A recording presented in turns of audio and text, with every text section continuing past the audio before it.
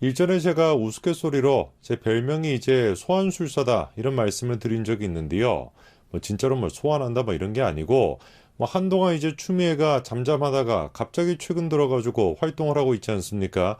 근데 그게 이제 누구 때문이라는 거예요. 성재준이 때문이다. 뭐 요런 얘기거든요. 그도 그럴 것이 1월 31일까지 도통 활동을 안 하고 있던 그런 양반이 제가 영상을 올리자마자 바로 그냥 막 이틀 만에 활동을 하기 시작했으니까 이거 누가 보든지 간에 추미애가 성재준 TV를 보고 있다. 뭐 이 뜻인 거 아니겠습니까? 오늘은 제가 또 영상을 통해서 누구를 소환시키고자 하냐? 맞습니다. 바로 김혜경 씨를 소환시키고자 하는데요.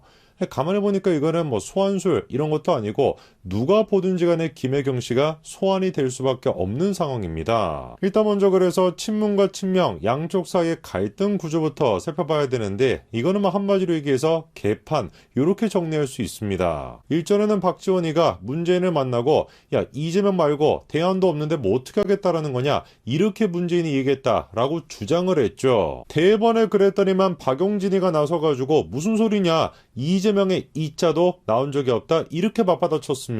그랬더니만 최재성이가 나와가지고 이번에는 또 박용진이 아니라 박지원의 손을 들어주고 있고요. 그리고는 마지막으로 박수현이가 등장해가지고 야 아니야 박지원이가 틀렸고 박용진이가 맞다 또 이러고 있습니다. 하필이면 또 이름들이 다 그냥 막 박씨라 가지고 이름 얘기하는 것도 힘든데 이 뭐하는 짓거리인지 모르겠다니까요. 근데 여기서 더 소름이 끼치는 게 뭐예요? 정말 사실이긴 사실이거든요. 박지원이도 문재인을 만났고 박용진이도 마찬가지로 문재인을 만났습니다. 이러니까 진짜로 혀를 내두르게 되는 것이죠.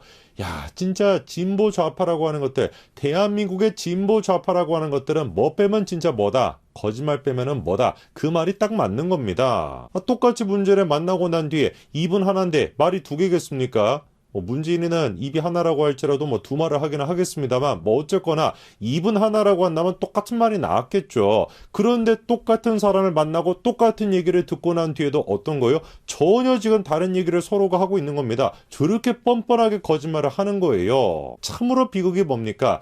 그로부터 5년의 세월이 지난 지금까지도 마찬가지로 이재명과 그 떨거지들이 똑같은 짓거리를 하고 있다는 거예요. 최근에 논란이 되고 있는 게 뭡니까? 당원 80조 이거를 놓고 지금 논란이 되고 있죠. 한쪽에서는 당원 80조에 대해서 만장일치로 통과를 시켰다라고 얘기를 하고 있는데 저게 민주당의 공식 발표 아니었습니까? 그런데 지금 보도가 나오고 있는 건 뭐예요? 80명이 참석을 했는데 69명이 찬석을 했고 11명은 반대를 했다. 만장일치가 아니었다라는 겁니다. 제가 보기에는 이게 DNA로 각인이 돼 있는 것 같아. 민주당에 있는 사람들은 문재인 때가 됐거나 이재명 때가 됐거나 거짓말을 안 하면 얘기를 할 수가 없는 그게 진짜 DNA로 각인이 돼 있는 것 같습니다. 그런데 문득 제가 재미난 상상 한 가지를 좀 해봤는데요. 이렇게 진짜 거짓말로 뒤덮여 있는 민주당이 팔을 나눠가지고 서로 싸우게 된다면 진짜 어느 정도까지 막장 드라마가 나오게 될까. 이쪽도 거짓말의 도사고 저쪽도 마찬가지로 거짓말의 도사인데 도사끼리 붙었을 때 도대체 어떤 일이 벌어지게 될까 좀 궁금하더라고요. 그런데 우리의 그 즐거운 상상이 현실이 됐던 적이 있습니다. 그게 바로 이재명이한테는 김혜경이 문제가 터졌었고 문재인이한테는 문준영이 문제가 터졌을 바로 그때 당시였죠. 그런데 그때 상황을 우리가 간단하게 떠올려 보면은 문재인이는 자기 아들 문제에 대해서 그리고 뭐 딸과 관련된 의혹에 대해서 어떤 식으로 대처했습니까? 그쵸? 특유의 문재인 화법대로 그 화법이 뭐예요? 말을 그냥 안 하거나 한다라고 해봤자 완전히 헛소리 하는 거 그런 식으로 말을 회피하는 거 그 특유의 방식대로 대처를 했었습니다. 그래서 그때도 아들 문제에 대해서 뭐 별다른 대응이 없었어요. 그냥 무시하고 그냥 말았던 것이죠. 그러면 거꾸로 김혜경 문제에 대해서 이재명이가 보여줬던 방식은 뭐냐?